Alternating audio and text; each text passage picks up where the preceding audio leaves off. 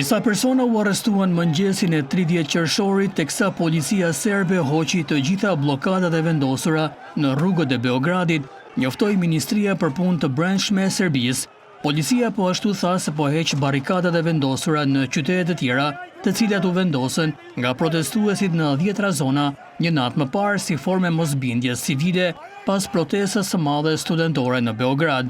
Në këtë protestë ku u arrestuan 10 persona, vlerësohet se morën pjesë 140.000 protestues.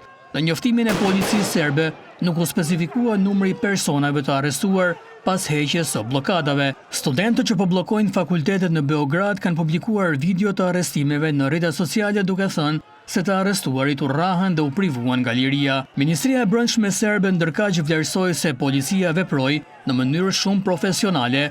Ajo pretendoi se policia arrestoi protestuesit për shkak të sulmeve dhe fyrjeve ndaj policëve dhe për prishje të rendit publik.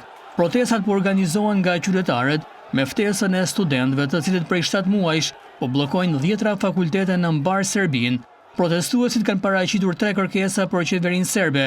Ata kërkojnë shpalljen e zgjedhjeve të parakohshme, lirimin e të gjithë të arrestuarve pas protestës së 28 qershorit, si dhe kërkojnë heqjen e kampit të ngritur në qendër të Beogradit, ku për disa muaj po qëndrojnë kundërshtarët e studentëve protestues. Protestat në Serbi u nxitën pasi 16 vetë vdiqën kur u shem një strej betoni në stacionin hekurudhor në Novi Sad më 1 nëntor 2024, për të cilën protestuesit akuzojnë qeverinë për korrupsion masiv.